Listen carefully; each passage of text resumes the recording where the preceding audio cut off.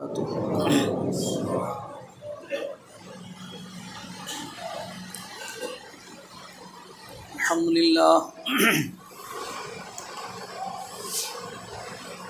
للہ رب العالمین والصلاة والسلام علی سید الانبیاء والمرسلین وعلی آلہ الطیبین واصحابہ الطاہرین، اما بعد، اعوذ باللہ من الشیطان الرجیم، بسم اللہ الرحمن الرحیم۔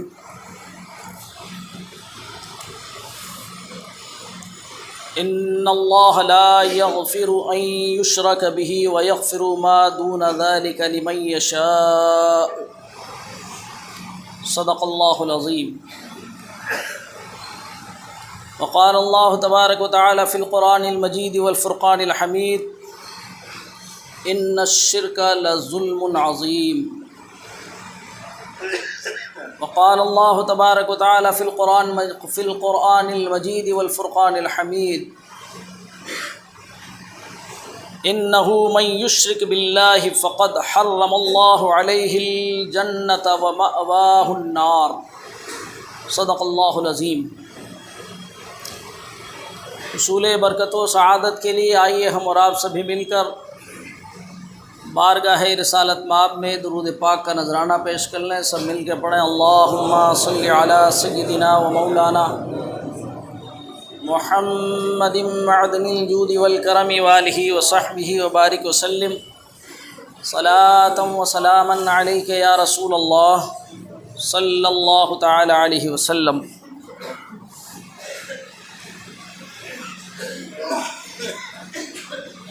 معزز سامعین کرام، گزشتہ جمعہ کو میں نے توحید اور وجود باری تعالیٰ کے متعلق گفتگو کی تھی۔ توحید کا مطلب اللہ کو ایک ماننا، اور وجود کا مطلب اللہ تبارک و تعالیٰ کو واجب الوجود ماننا۔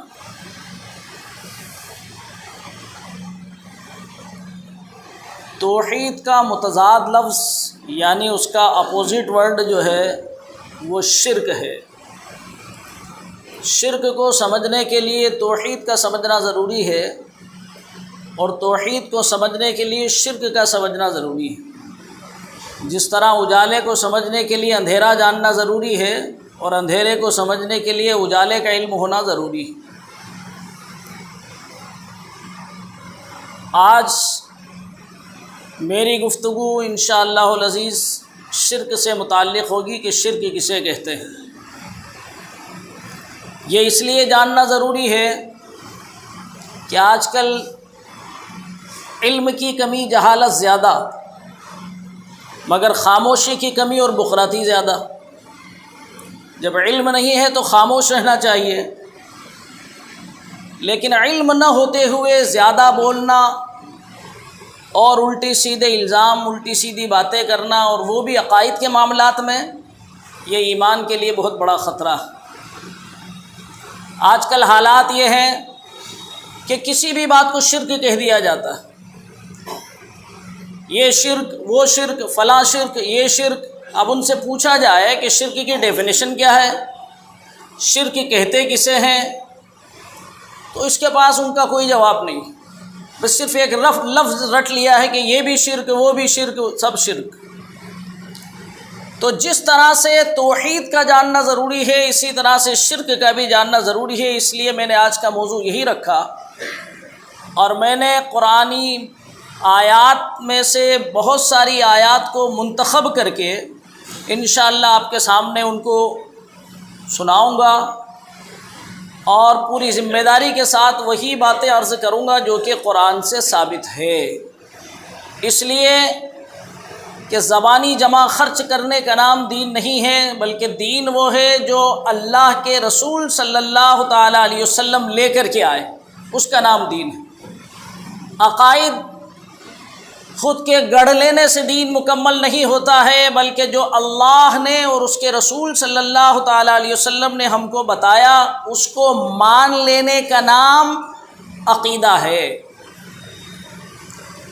اس لیے آپ توجہ سے یہ باتیں رکھیں۔ اب اتنی ساری آیتیں، میں حافظ نہیں ہوں کہ مجھے حفظ ہو، اس لیے اب میں کچھ دیکھنے کا بھی سہارا لیتا ہوں تاکہ بات آپ تک بالکل اوریجنلٹی کے ساتھ پہنچے، ورنہ چند جملوں کو اٹھا پٹک کر کے اور ٹائم پاس کر لینا اس کا نام خطاب نہیں ہے، بلکہ صحیح صحیح بات قرآن و حدیث کی روشنی میں لوگوں تک پہنچائی جائے۔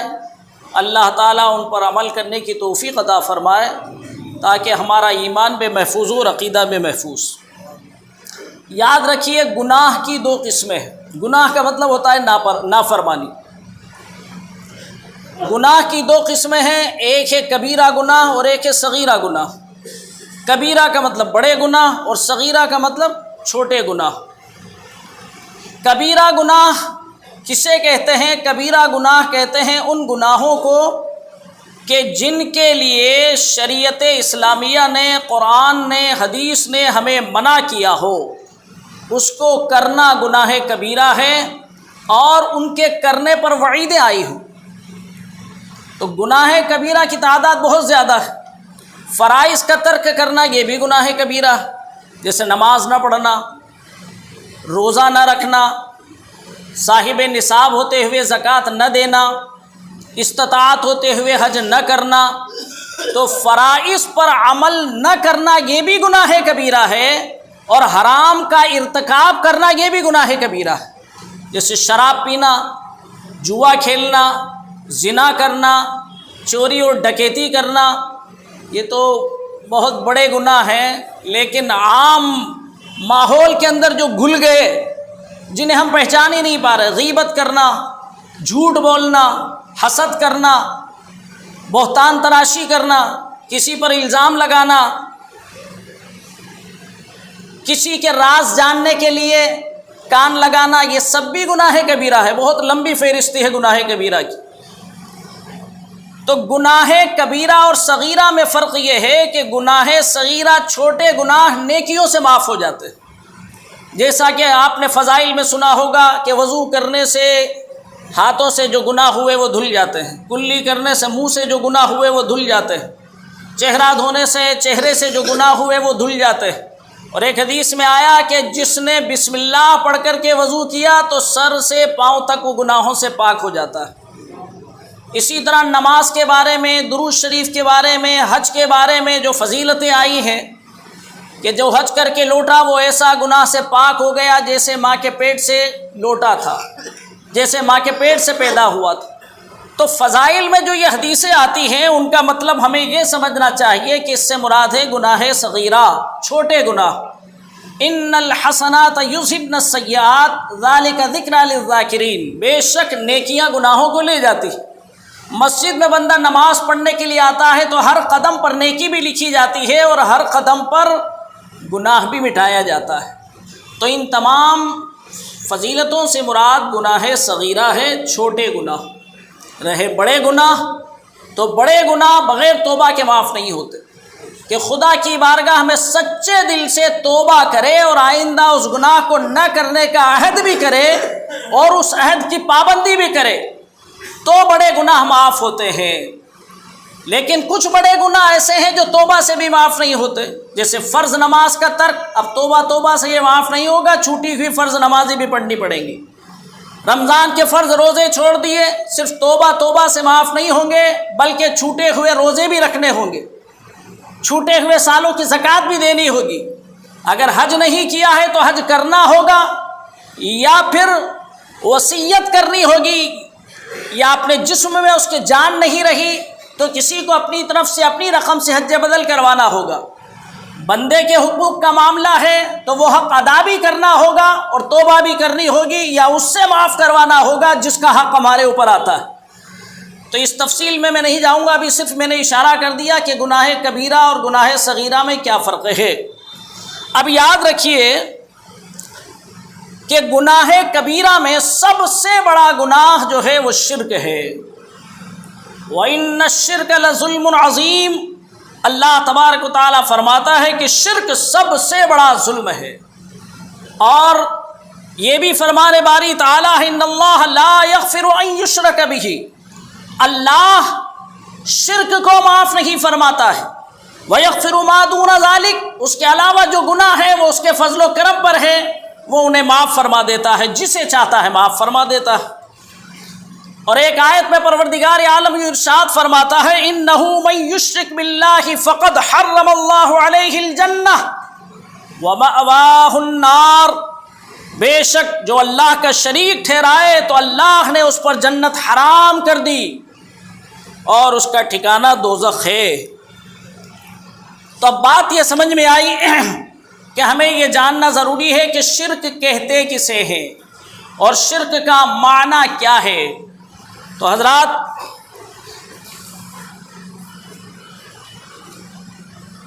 شرک کو سمجھنے کے لیے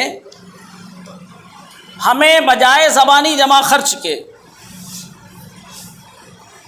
جو علم عقائد کے ماہر علماء نے قرآن و حدیث کی روشنی میں جو ہمیں ڈیفینیشن بتائی ہے اس کو جاننا اور سمجھنا ہوگا۔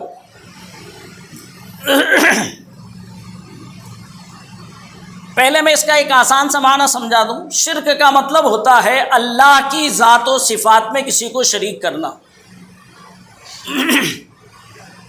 کیونکہ شریک کا معنی ہوتا ہے پارٹنر، شریک کا مطلب ہوتا ہے ساجھے دار، شریک کا مطلب ہوتا ہے حصے دار۔ اللہ کے معبود ہونے میں، اس کے الہ ہونے میں کوئی اس کا شریک نہیں ہے، وہ تنہا وحدہ لا شریک ہے، اکیلا ہے، اس کا کوئی شریک نہیں، اور کوئی اس کا شریک ٹھہرائے تو وہ اپنا ٹھکانہ سیدھا جہنم بنائے، جیسا کہ اللہ تبارک و تعالیٰ نے خود اعلان فرما دیا۔ تو شرک کا مطلب یہ ہے کہ یہ اتنا بڑا گناہ ہے، یہ اتنا بڑا گناہ ہے کہ یہ معاف ہی نہیں ہوتا جب تک کہ بندہ توبہ کر کے واپس تجدید ایمان نہ کر لے، یعنی پھر سے اسلام قبول نہ کر لے، تب تک وہ گناہ معافی نہیں ہوتا۔ اس لیے جاننا بہت ضروری ہے۔ میری اس تمہید کو آپ ذہن میں رکھیے۔ آج کل ماحول اتنا پراگندہ ہو گیا ہے کہ رستے چلتے گلی گلی میں آپ کو مفتی نظر آ جائیں گے۔ کسی نے کہا یا رسول اللہ کہنا شرک، تو کوئی کہہ رہا ہے کہ میلاد منانا شرک، کوئی کہہ رہا ہے یا نبی سلام علیکہ کہنا شرک، کوئی کہہ رہا ہے میلاد شریف میں قیام کرنا یہ شرک۔ حتیٰ کہ یہ صرف زبانی باتیں نہیں ہیں، بلکہ اس مشن کو بڑی پلاننگ کے ساتھ تھوپا گیا ہے۔ محمد بن عبد الوہاب نجدی جو نجد کی سرزمین پر پیدا ہوا، جسے آج کل الریاض کہا جاتا ہے، اس نے کتاب لکھی، کتاب التوحید۔ اس میں اس نے جو شرکیات بھرے وہ اتنے بھرے کہ کوئی مسلمان ہی نہیں رہا اس کی نظر میں۔ یہی وجہ ہے کہ آل سعود خاندان اٹھا اور اسی کے فتووں کو لے کر اس نے بے دریغ مسلمانوں پر قتل عام کیا، تلواریں چلائی اور اپنی حکومت قائم کر لی کہ سب مشرک ہیں، ان کو مار دو، کاٹ دو، ختم کر دو۔ ہزاروں لوگوں کا خون ناحق بنایا۔ کیوں؟ اس لیے کہ یہ یا رسول اللہ کہتے ہیں، اس لیے کہ یہ رسول سے مدد مانگتے ہیں، اس لیے کہ یہ رسول کو حاجت روا سمجھتے ہیں، غیر اللہ کی کوئی عبادت کے لائق جانتے ہیں۔ یہ تصور دے کر کے اس ناپاک مشن کو آگے بڑھایا گیا۔ اسلام دشمن طاقتوں نے ان کی پشت پناہی کر دی اور وہ اپنے مشن میں کامیاب ہو گئے۔ وہی کتاب التوحید ہندوستان میں آئی اور دہلی کے ایک بہت ہی باوزن اور بااثر خاندان کے جس کا علمی تقوی، طہارت، پرہیزگاری کا ایک پورے ہندوستان کے اوپر ایک وقار تھا، جن کی دینی خدمات مسلم تھی، اس گھر سے ایک آدمی کو توڑا اور اس نے اس مشن کو آگے بڑھانے کے لیے ایک کتاب لکھی جس کا نام ہے تقویت الایمان، اور لکھنے والے کا نام ہے اسماعیل دہلوی۔ بس اس نے اسی کا چربا اتارا اور پھر ہر ایک کو شرک کہنا شروع کر دیا۔ ایسا لگتا ہے کہ دنیا میں کوئی مومن بچا ہی نہیں، سب مشرک۔ آپ اس کتاب کو پڑھیں، اگر نہیں پڑھ سکتے ہو تو میرے پاس آئیں، میں پڑھ کے سنا دیتا ہوں۔ میرے پاس اس کا اولڈ ایڈیشن بھی ہے، نیو ایڈیشن بھی ہے۔ عبد النبی نام رکھ دیا تو مشرک، علی بخش نام رکھ دیا تو مشرک، حسین بخش نام رکھ دیا تو مشرک، مدار بخش نام رکھ دیا تو مشرک، غلام محی الدین نام رکھنا شرک، غلام معین الدین نام رکھنا شرک، ایسا لگتا ہے کہ کوئی بچا ہی نہیں ہے۔ تو عزیزان ملت اسلامیہ اب وہی پیٹرن چل پڑا ہے۔ پھر ایک کتاب دوسری وجود میں آئی جس کا نام ہے بہشتی زیور، مولوی اشرف علی تھانوی کی لکھی ہوئی۔ اس میں تو یہاں تک لکھ دیا کہ دولہے کے سر پہ صحرا باندھنا بھی شرک، کسی کو دور سے پکارنا اور یہ سمجھنا کہ اسے خبر ہو گئی یہ بھی شرک، 11ویں شریف کی فاتحہ، غوث پاک کی نیاز، غریب نواز کی نیاز، کسی بھی اللہ کے ولی کی نیاز و فاتحہ کرنا یہ بھی شرک۔ تو عزیزان ملت اسلامیہ جب یہ شرک کی بیماری اتنی پھیل گئی ہے تو یہ جاننا ضروری ہے نا کہ شرک ہے کیا۔ تو عزیزان ملت اسلامیہ اسی لیے میں نے اپنا یہ موضوع چنا ہے، اور انشاءاللہ العزیز میں آپ کو یہ سمجھانے کی کوشش کروں گا کہ شرک کسے کہتے ہیں اور شرک کی صحیح ڈیفینیشن کیا ہے۔ علم عقائد کی مشہور کتاب ہے شرح عقائد نصفی، یہ کتاب کوئی مکتبوں میں نہیں پڑھائی جاتی بلکہ شرح عقائد نصفی یہ علامہ سعد الدین تفتزانی رحمۃ اللہ علیہ کی لکھی ہوئی کتاب ہے، جنہوں نے سن 791 ہجری میں وصال فرمایا، اور یہ کتاب اتنی مسلم ہے کہ ساری دنیا میں عالموں کے کورس میں پڑھائی جاتی ہے۔ یعنی بہت سے جو پڑھے لکھے آج نظر آتے ہیں ان میں وہ ہیں جنہوں نے اس کتاب کی شکل بھی نہیں دیکھی ہوگی، سوائے اس کے کہ جنہوں نے باقاعدہ کسی بڑے ادارے میں عالم دین ہونے کا کورس پڑھا ہوگا، وہی اس کتاب کو جانتے ہیں اور سمجھتے، پوری دنیا میں مسلم ہے۔ شرح عقائد نصفی میں علامہ سعد الدین تفتزانی رحمۃ اللہ علیہ شرک کی ڈیفینیشن کو یوں بیان کرتے ہیں: الاشراک ہوا اثبات الشریک فی الالوہیہ بمعنی واجب الوجود کمال المجوسی او بمعنی استحقاق العبادہ کمال عبدت الاصنام۔ شرح عقائد نصفی کے صفحہ 16 پر یہ لکھی ہوئی۔ آپ کوئی کتاب اگر اس کا نام سوچ رہے ہوں گے پتہ نہیں کہاں ہوا میں تیر چلایا ہوگا تو دارالعلوم رضویہ کیتھون میں جائیے، وہاں باقاعدہ دارالعلوم میں پڑھائی جاتی ہے کتاب، اور جہاں بھی دارالعلوم چلتے ہیں یہ علم عقائد کی مسلم کتاب، اچھا یہ سبھی کے دارالعلوم میں پڑھائی جاتی ہے، یہ دیوبند میں بھی پڑھائی جاتی ہے، بریلی شریف میں بھی پڑھائی جاتی ہے، ازہر میں بھی پڑھائی جاتی ہے، سب جگہ پڑھائی جاتی ہے۔ چونکہ اسلام اور اہل سنت الحمدللہ انٹرنیشنل مذہب ہے، یہ کسی علاقے اور کسی سلسلے کا نام نہیں ہے، یا کسی ایک مخصوص مکتبہ فکر، کسی ایک وشیش وچار دھارا کا نام نہیں ہے۔ تو میں نے جو ڈیفینیشن بیان کی عربی میں، اس کا ترجمہ سنیے: الاشراک ہوا اثبات الشریک فی الالوہیہ بمعنی واجب الوجود کمال المجوس۔ فرماتے ہیں علامہ سعد الدین تفتزانی رحمۃ اللہ علیہ کہ شرک کسے کہتے ہیں؟ اللہ کی الوہیت میں کسی کو شریک کرنا،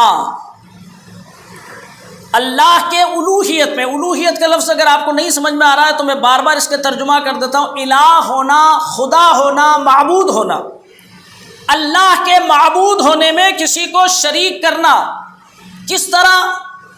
جس طرح سے بمعنی واجب الوجود کمال المجوس، معنی میں واجب الموجود کے جیسا کہ مجوسیوں کا عقیدہ ہے۔ مجوسی کسے کہتے ہیں؟ مجوسی کہتے ہیں پارسی کو، مجوسی کہتے ہیں آتش پرست کو۔ یہ پورا ایک دھرم ہے جو ابھی تک چل رہا، ایران کے اندر اس کا مین ہیڈ کوارٹر تھا، اور پوری دنیا میں ہے اب مختصر تعداد میں، مگر ہے۔ مجوسیوں کا عقیدہ یہ تھا کہ خدا کے علاوہ بھی اور خدا ہے۔ یہودیوں کا عقیدہ یہ تھا کہ خدا کے علاوہ بھی کوئی اور خدا ہے، خدا کے اولاد ہے، جیسا کہ وقالت الیہود عزیر ابن اللہ، یہودیوں نے کہا کہ عزیر اللہ کا بیٹا ہے، اور عیسائیوں نے تو جو ہے وہ خدائی کو پارٹنری میں قائم کر دیا کہ یہ تو تین مل کے سرکار چلا رہے ہیں، خدا بھی خدا ہے اور عیسیٰ بھی خدا ہے اور ان کی ماں بھی خدا ہے، وہ ملی جلی سرکار چلانے کے قائل ہیں۔ تو یہ ہوا اشراک فی الالوہیت، یعنی الہ ہونے میں کسی کو شریک ماننا، بمعنی واجب الوجود، یا خدا کے علاوہ کسی کو واجب الوجود ماننا، واجب الوجود کا مطلب یہ ہے کہ جس کا موجود ہونا ضروری. واجب الوجود کا مطلب جس کا وجود اپنے آپ، جو اپنے وجود کے لیے کسی غیر کا محتاج نہیں. انبیاء، فرشتے، زمین، آسمان، چاند، سورج، جنت، دوزخ، یہ سب اپنے وجود کے لیے خدا کے محتاج ہیں کہ خدا نے وجود بخشا تو یہ چیزیں وجود میں آئی، لیکن خدا اپنے وجود کے لیے کسی کا محتاج نہیں، وہ اپنے آپ ہے. جب یہ کچھ نہ تھا تب بھی خدا تھا. تو خدا واجب الوجود ہے. خدا کے علاوہ کسی اور کو کوئی واجب الوجود مانے گا تو وہ مشرک ہے. ایسا ماننا شرک ہے، جیسا کہ مجوسیوں کا عقیدہ ہے اور جیسا کہ بت پرستوں کا عقیدہ ہے، جیسا کہ مجوسیوں کا عقیدہ ہے. اور پھر آگے فرمایا وَبِمَعْنَى اسْتِحْقَاقِ الْعِبَادَةِ، اور عبادت کا مستحق ماننا، خدا کے علاوہ کسی اور کو واجب الوجود ماننا یا خدا کے علاوہ کسی اور کو عبادت کے لائق سمجھنا. کَلِعَبَدَةِ الْأَصْنَامِ، جس طرح سے مشرک لوگ مکہ والے بتوں کی پرستش کیا کرتے تھے اور ان کے ہر قبیلے کا خدا الگ تھا، خاندان کا خدا الگ تھا. 360 تو خانہ انہوں نے خانہ خدا ہی کے اندر رکھ رکھے تھے، اور ہمارے یہاں کے مشرکوں کی کو تو کوئی تعداد ہی نہیں کہ وہ کتنے خدا ان کے ہیں. تو شرک کس کا نام ہوا؟ اب اس کو سمجھ لیجئے. اس ڈیفینیشن میں 2 باتیں بتائی گئی ہیں. شرک نام ہے خدا کے علاوہ کسی اور کو واجب الوجود ماننا یا خدا کے علاوہ کسی اور کو عبادت کے لائق جاننا، اس کو شرک کہتے ہیں. یعنی شرک فی الالوہیت اور شرک فی العبادت، یہی 2 چیزیں شرک میں شامل ہیں. اب عزیزان ملت اسلامیہ میں آپ سے پوچھتا ہوں کہ اگر یہ کہا جائے کہ یا رسول اللہ کہنا شرک ہے، تو اس پکارنے والوں سے پوچھا جائے کہ تو نے کہا کیا؟ اے اللہ کے رسول، اے اللہ کے رسول. تو پکارا کس نے؟ اس نے اللہ کے رسول کو، یعنی جو اللہ کے بھیجے ہوئے ہیں، جو اللہ کے پیدا کیے ہوئے ہیں، جو اللہ کے بندے ہیں. اب آپ سوچئے کہ یہ شرک کہاں سے ہو گیا. بہرحال اس کی تفصیلات پہ میں آگے جانے سے پہلے کچھ باتوں کو مختصر کرتے ہوئے عرض کرتا ہوں، اس لیے کہ یہ ٹاپک تو اتنا لمبا ہے کہ اس کے اوپر مجھ جیسا معمولی علم والا الحمدللہ گھنٹوں تقریر کر سکتا ہے، تب بھی یہ میٹر ختم ہونے والا نہیں. پچھلے جمعے کو میں نے توحید پر بھی بہت مختصر گفتگو کی، اس لیے کہ وقت ہی اتنا ہوتا ہے.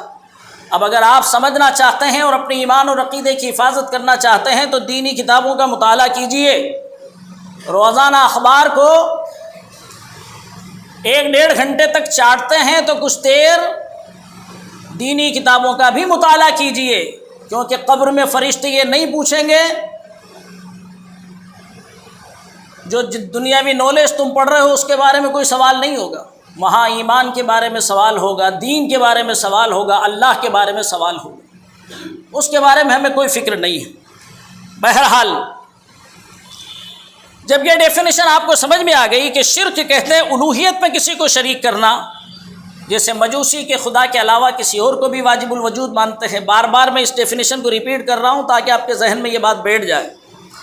یا خدا کے علاوہ کسی کو عبادت کا مستحق جاننا، یا خدا جیسا کسی کو ماننا. جیسا کہ بت پرستوں کا، مکہ کے بت پرستوں کا عقیدہ یہ تھا کہ اتنا بڑا سسٹم ایک خدا اکیلا نہیں چلا سکتا، اس لیے اس نے بہت سارے یہ خدا بنا لیے، یہ سب مل کر کے اس کی مدد کرتے ہیں، ہیلپ کرتے ہیں اس کی. یہ عقیدہ بالکل باطل ہے. تو بات سمجھ میں آئی. شرک کو اب میں صرف 3 قسموں میں منقسم کرتا ہوں کہ شرک 3 طرح کا ہے. ایک ہے شرک فی الذات، یعنی خدا اللہ تعالیٰ کے سوا کسی کو اللہ تعالیٰ جیسا ماننا یا کسی کو واجب الوجود ماننا. دوسرا ہے شرک فی العبادت، یعنی اللہ کے علاوہ کسی اور کو عبادت کے لائق جاننا، جس طرح سے مشرکین مکہ کرتے تھے. اور تیسری قسم بنتی ہے شرک کی ہے، وہ ہے شرک فی الصفات، یعنی اللہ تعالیٰ جیسی صفت کسی بندے میں ماننا، غیر خدا میں خدا جیسی صفت ماننا، غیر خدا میں خدا جیسی کوالٹی اور خوبی ماننا. اس کا نام شرک فی الصفات ہے. کہ اللہ تعالیٰ کی صفت جیسی کوئی صفت بعینہ ہو بہو سیم ٹو سیم اس میں ہے، جیسا کہ مشرکین مکہ کا خیال تھا، تو یہ شرک فی الصفات ہوگا۔ اب ایک بات یاد رکھیے، بہت ساری صفتیں اللہ تعالیٰ کی وہ ہیں، جیسے اللہ تبارک و تعالیٰ کے نام 99 نام قرآن شریف کے صفحے پر لکھے رہتے ہیں، ان میں ایک نام ذاتی ہے، باقی تمام نام صفاتی ہیں۔ اللہ یہ ایک ذاتی نام ہے، اللہ رحمان، رحیم، ستار، قہار، جبار، مالک، خالق، باری، مصور، متکبر، یہ تمام اس کے صفاتی نام ہیں۔ تو جو اللہ تبارک و تعالیٰ کے صفاتی نام ہیں، ان صفاتی ناموں کو اللہ تعالیٰ نے، بغور سنیے گا اس جملے کو، ان صفاتی ناموں میں اللہ تعالیٰ نے کچھ صفتیں بندوں کے لیے بھی بیان فرمائی۔ اب یہ اللہ نے بیان فرمائی، جیسے رحمان ہونا اللہ کی صفت ہے، خدا کے علاوہ کوئی رحمان نہیں۔ یہ مسئلہ اچھی طرح سے سمجھ لیجئے گا کہ نام عبد الرحمن رکھنا بہت اچھا ہے، اور حدیث پاک میں اس نام کو رکھنے کی فضیلت ہے۔ عبداللہ، عبد الرحمن، عبد الرحیم، یہ نام رکھنا بہت اچھی بات ہے، لیکن جس کا نام عبد الستار، عبد الرحمن، عبد الغفار ہے، اس کو رحمان، ستار، غفار کہہ کے پکارنا یہ بہت بڑی حماقت اور جہالت اور گناہ ہے۔ کسی کا نام عبد الرحمن ہو تو ہم کہتے ہیں رحمان بھائی، ستار بھائی، ارے ستار خدا کا نام ہے، وہ کسی کا بھائی ہے ہی نہیں۔ تو جب بھی ایسے نام پکارے جائیں تو عبد کا لفظ پکار، عبد الستار کہیں، عبد الغفار کہیں، عبد الجبار کہیں۔ اب ناموں میں تو اتنی جہالت ہے کہ یہ الگ چیپٹر ہو جائے گا اگر میں اس پہ بات کروں تو۔ ایسے ایسے نام لوگوں نے، ایک سے پوچھا کیا نام ہے، کہ عبد الچیتر۔ کیا مطلب؟ چیتر کا بندہ، مطلب پتہ ہی نہیں کہ عبد کس کے ساتھ لگاتا ہے۔ عبد العابد، اب وہ معبود ہے، معبود کا بندہ ہوتا ہے، عابد تو بندہ ہے، عابد کا بندہ کیسے ہو جائے گا؟ کسی کے بھی ساتھ عبد المنصور، ابھی منصور کا مطلب مدد کیا ہوا، ناصر خدا کی صفت ہے، منصور خدا کی صفت نہیں ہے، تو عبد الناصر تو ہو سکتا ہے، عبد المنصور کیسے ہو جائے گا؟ اگر جہالت کی حد ہے ہمارے یہاں کہ ہمیں اپنے ناموں تک کا پتہ نہیں ہے، تو کاموں کا کیا پتہ ہوگا، اور ذمہ داریوں کا کیا پتہ ہوگا، جس سے اپنے نام ہی کی خبر نہیں۔ لیکن اللہ تبارک و تعالیٰ نے کچھ اپنی صفاتی نام بندوں کے ساتھ بھی بیان فرمائے۔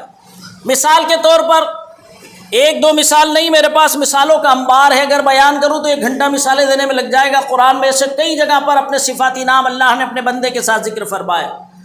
مثلا سمیع و بصیر ہونا یہ اللہ کی صفت ہے، لیکن اللہ تعالیٰ نے یہ صفت بندے کے لیے بھی استعمال فرمائی۔ حی ہونا یعنی زندہ ہونا، الحی القیوم، تو حی کی صفت اللہ نے بندے کے لیے بھی بیان فرمائی، اپنے لیے بھی بیان فرمائی۔ علیم ہونا، علیم کا مطلب جاننے والا، اللہ نے صفت انبیاء کے لیے بھی بیان فرمائی اور علم والوں کے لیے بھی، یعنی علماء کے لیے بھی بیان فرمائی۔ حفیظ ہونا، علیم ہونا، یہ صفت اللہ نے اپنے لیے بھی بیان فرمائی اور حضرت یوسف علیہ السلام کے لیے بھی بیان فرمائی۔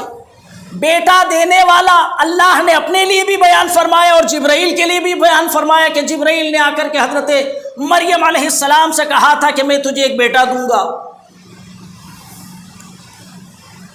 موت دینا، یہ صفت اللہ نے اپنے لیے بیان فرمائی کہ میں ہی موت دیتا ہوں، میں ہی زندگی دیتا ہوں، مگر موت دینے کی نسبت اللہ تعالیٰ نے حضرت اسرائیل علیہ السلام جو ملک الموت ہیں ان کی طرف بھی بیان فرمائی۔ تمثیلات اتنی ساری ہے قرآن پاک کی کہ میں آیت نمبر اور ان کا حوالہ دے کر کے بھی بیان کروں تب بھی بہت لمبی بات ہو جائے گی۔ اب سوال یہ پیدا ہوتا ہے کہ پھر توحید اور شرک میں فرق کیا ہے؟ خدا بھی سمیع، بندہ بھی سمیع، خدا بھی علیم، بندہ بھی علیم، خدا بھی رحیم، اور اس کی عطا سے اس کے محبوب رؤوف الرحیم، یہ سب قرآن میں اللہ نے بیان فرمائے ہیں۔ کچھ مثالیں دے دوں تو بات سمجھ میں آ جائے گی۔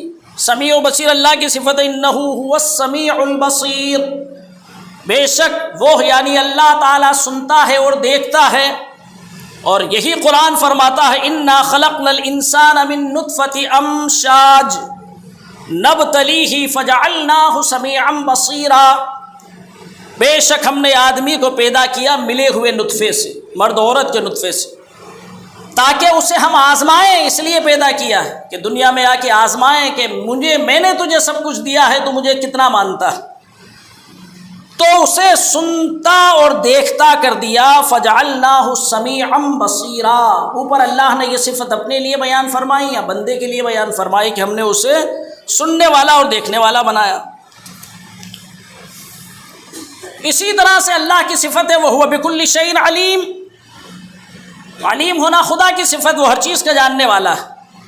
لیکن حضرت یوسف علیہ السلام کے متعلق وہ فرمایا وَفَوْقَ كُلِّ ذِي عِلْمٍ عَلِيمٍ، ہر علم والے پر ایک زیادہ علم والا۔ عَلَّمَ الْإِنسَانَ مَا لَمْ يَعْلَمْ،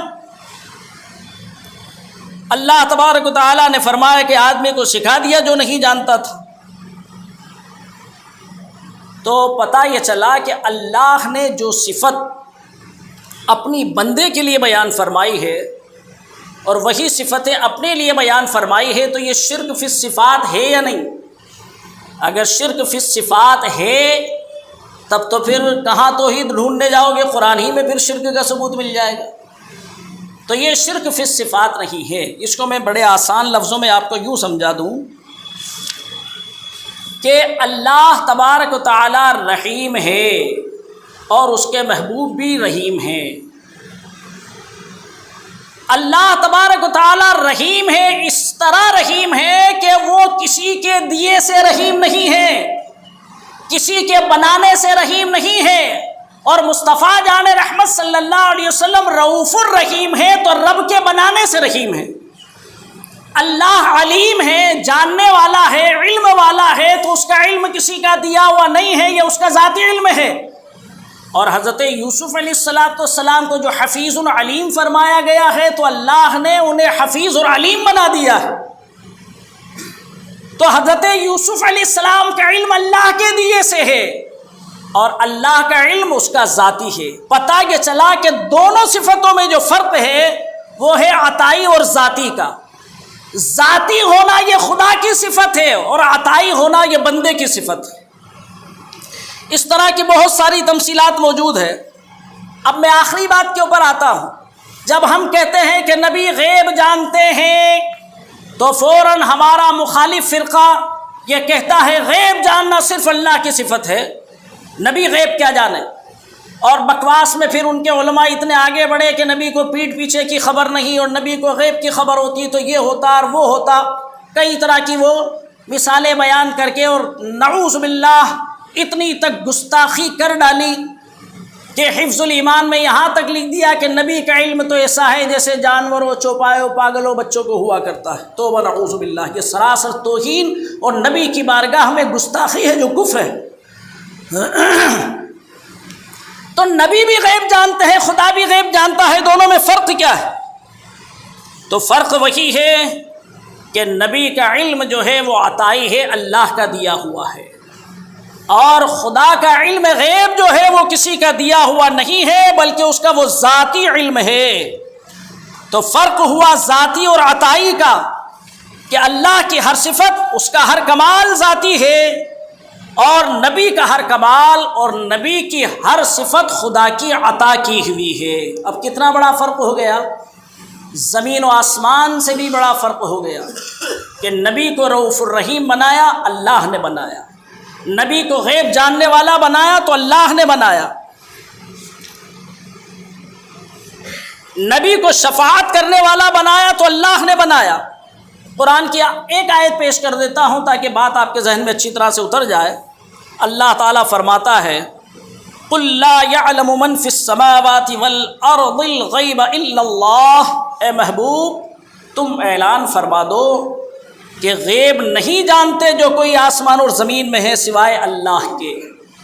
اس آیت کا مطلب کیا ہے کہ خدا کے سوا کوئی غیب نہیں جانتا، یہ اللہ کا فرمان ہے، اس پر ہمارا ایمان ہے کہ خدا کے سوا کوئی غیب نہیں جانتا۔ لیکن ایک آیت کو مانو اور دوسری کو نہ مانو تو کیا وہ مومن ہوگا؟ قرآن کی ہر آیت پر ایمان ضروری ہے۔ ایک کو مانو اور ایک کو نہیں مانو تو یہ تو پھر یہودی اور عیسائیوں جیسا دھرم ہو جائے گا کہ جو مطلب کی ہے وہ مانو، جو مطلب کی نہیں اسے مت مانو، سنشودھن کر ڈالو اس میں۔ اللہ نے فرمایا محبوب فرما دو کہ غیب نہیں جانتے جو کوئی آسمان اور زمین میں ہے سوائے اللہ کے، لیکن یہی پروردگار عالم دوسری جگہ ارشاد فرماتا ہے سورہ آل عمران میں آیت نمبر 179، ارشاد فرماتا ہے وَمَا كَانَ اللَّهُ لِيُطْلِعَكُمْ عَلَى الْغَيْبِ وَلَكِنَّ اللَّهَ يَجْتَبِي مِن رُّسُلِهِ مَن يَشَاءُ۔ اللہ کی شان یہ نہیں ہے کہ اے عام لوگوں تمہیں غیب کا علم دے دے، ہاں اللہ چن لیتا ہے اپنے رسولوں میں سے جسے چاہے۔ مسئلہ سمجھ میں آ گیا ہوگا کہ اللہ غیب کا علم سب کو نہیں دیتا ہے، رسولوں میں سے جسے چاہتا ہے جتنا چاہتا ہے غیب کا علم عطا فرما دیتا۔ اب اگر کوئی نبی کو غیب دان مانے تو وہ مشرک ہوا یا مومن؟ وہ مومن ہوا کہ اللہ فرما رہا ہے کہ میں اپنے نبیوں کو غیب عطا فرماتا ہوں۔ ارشاد فرماتا ہے عالم الغیب فلا یظہر علی غیبہ احدا، وہ غیب کا جاننے والا ہے، اپنا غیب کسی پر بھی مسلط نہیں فرماتا، الا من ارتضی من رسول، مگر رسولوں میں سے جسے چاہتا ہے چن لیتا ہے اور غیب کا علم عطا فرما دیتا۔ تو بات سمجھ میں آئی کہ نبی کو غیب ملا ہے، اللہ سے ملا ہے، اپنے آپ نہیں ملا ہے۔ نبی کا علم غیب عطائی ہے، ذاتی نہیں، اور خدا کا علم غیب یہ ذاتی ہے، کسی کا عطائی نہیں۔ عزیزان ملت اسلامیہ، ساری دنیا وہابیت اپنا سارا غصہ نکالتی ہے امام اہل سنت فاضل بریلوی علیہ رحمت و رضوان پر کہ انہوں نے یہ مشرکانہ عقائد ایجاد کیے، توبہ نعوذ باللہ۔ سنو، اعلیٰ حضرت فاضل بریلوی رضی اللہ تعالیٰ عنہ فرماتے ہیں کہ عالم الغیب ہونا یہ صرف خدا کی صفت ہے۔ بڑے غور سے اس جملے کو سنیے گا، عالم الغیب کا مطلب غیب کا جاننے والا، مگر اللہ نے عالم الغیب کی صفت اپنے لیے بیان فرما دی، اس لیے اعلیٰ حضرت فرماتے ہیں خدا کے علاوہ کوئی عالم الغیب نہیں ہے، یہ صفت صرف اللہ کے لیے ہے۔ ہاں، قرآن کی آیتوں سے یہ ثابت ہے کہ نبی غیب جانتے ہیں، تو نبی کو ہم غیب داں کہیں گے، غیب جاننے والا کہیں گے، مگر عالم الغیب صرف خدا ہے۔ جس طرح رحمان صرف خدا ہے مگر رحیم اس کی عطا سے مصطفیٰ جان رحمت صلی اللہ تعالیٰ علیہ وسلم بھی ہے، اس لیے کہ اللہ نے یہ صفت اپنے محبوب کو بھی عطا فرما دی۔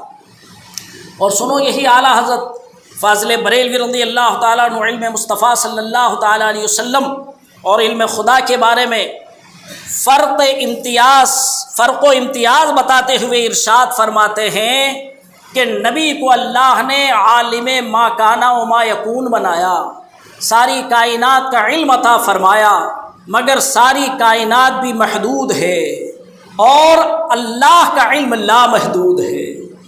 نبی کو پوری کائنات کا علم ہے، جو ہو چکا اس کا بھی علم ہے، جہاں جو ہو رہا ہے اس کا بھی علم ہے، جو ہوگا اس کا بھی علم ہے، مگر یہ سارا علم محدود ہے اور خدا کی ذات لامحدود ہے، اس کی صفات بھی لامحدود ہے، اس کا علم بھی لامحدود ہے۔ اور پھر یہی اعلیٰ حضرت فرماتے ہیں کہ نبی کو علم کو خدا کے علم سے وہ نسبت بھی نہیں ہو سکتی، شرک تو بہت دور کی بات ہے، برابر ہونا تو بہت دور کی بات ہے، وہ نسبت بھی نہیں ہو سکتی جو سمندر سے ایک قطرے کو نسبت ہوا کرتی ہے۔ بتائیے اعلیٰ حضرت نے شرک کو مٹایا ہے یا شرک کو پھیلایا ہے؟ مگر ان گمراہوں نے اپنی بد مذہبی کو پھیلانے کے لیے اور محمد بن عبد الوہاب کے مشن کو زبردستی دنیا میں تھوپنے کے لیے اس طرح کے ناپاک ترمیمیں، تحریفیں، غلط بیانی، غلط ترجمے کر کے یہ ناپاک ذہن دینے کی کوشش کی کہ دیکھو یہ سب مشرک ہے کہ نبی کو غیب داں جانتے ہیں۔ ارے نبی کی غیب دانی خدا بیان فرما رہا۔ تو عزیزان ملت اسلامیہ، ایک تو صرف میں نے غیب کی ایک مثال دی ہے، ابھی بہت ساری تفصیلات باقی ہیں۔ توسل کے بارے میں کہ وسیلہ پیش کرنا کیا ہے، استعانت کے بارے میں، دور کی پکار کو سن لینے کے بارے میں، یہ بہت ایک تفصیلی مضمون ہے جس کو بیان کرنے کے لیے گھنٹوں چاہیے۔ اللہ تبارک و تعالی ہمارے ایمان اور عقیدوں کی حفاظت فرمائے۔ دور بڑا پرفتن ہے، آئے دن میرے پاس ایسے نوجوان اسٹوڈنٹس آتے رہتے ہیں اور یہ پوچھتے ہیں کہ صاحب وسیلہ پیش کرنا یہ تو شرک ہے، کہاں لکھا ہوا ہے قرآن میں؟ اور پھر ساتھ میں یہ بھی کہتے ہیں کہ جب انہیں کوئی حوالہ دو صاحب زندے کا تو وسیلہ پیش کر سکتے ہیں، مردے کا وسیلہ نہیں پیش کر سکتے۔ یا رسول اللہ کہنا یہ شرک ہے۔ اب ان کو بس ون سائڈ ان کو سمجھا دی ارے اس سمجھانے والے کو چاہیے تھا کہ وہ مجھے سمجھانے کے لیے آتا، مجھے سمجھانے کے لیے آتا تو میں اس سے سمجھتا یا سمجھاتا، مگر یہ ایسے کورے کاغذوں کو اس کے اوپر غلط نقش لکھ دیتے ہیں اور وہ اسی کو لے کر کے پھر بیچارہ تمام اہل سنت و جماعت سے گمراہ ہو کر کے، بدظن ہو کر کے بد مذہبوں کی صحبت اختیار کر لیتا ہے کہ اوریجنل توحید تو ان کے پاس ہے، شرک سے بچی ہوئی تو بس یہی جماعت ہے، یہی گروپ ہے، باقی یہ جتنے بھی سنی کہلانے والے ہیں یہ سارے کے سارے مشرک اور بدعتی ہیں، توبہ نعوذ باللہ۔ تو میں نے شرک کے تعلق سے بھی صرف تمہیدی باتیں کی ہیں، انشاءاللہ العزیز اس مضمون کو اور تفصیل سے بیان کروں گا۔ اللہ تعالی ہمارے ایمان اور عقیدوں کی حفاظت فرمائے، اور اخیر میں یہ بھی ہدایت کروں گا کہ جب بھی کوئی اس طرح کا کوئی آپ کے کان میں دوا ڈالنے کی کوشش کرے تو آپ فوراً کان کو جھڑک دو اور آ کر کے کسی ڈاکٹر کے پاس چلے جاؤ کہ اس نے جانے کیا ٹپکا دیا دوا میں، یہ صحیح ہے کہ غلط، یعنی کسی عالم دین سے جو عالم ہو، یہ بھی نہیں رستے چلتے سے مت پوچھ لینا، ہر داڑھی ٹوپی والا آج کے زمانے میں عالم ہے، اپنی جیب مٹانے کے لیے وہ الٹا سیدھا جواب دے دے گا آپ کو، مگر جن علماء پر آپ کو یہ اعتماد ہے کہ یہ واقعتاً علم رکھتے ہیں اور قرآن و حدیث کے مطابق گفتگو کرتے ہیں، ان سے جا کر کے رہنمائی حاصل کریں تو انشاءاللہ آپ کا عقیدہ بھی سلامت رہے گا اور آپ کا ایمان بھی سلامت رہے گا۔ اللہ تبارک و تعالی ہمیں دین اور سنیت پر استقامت عطا فرمائے۔ وآخر دعوانا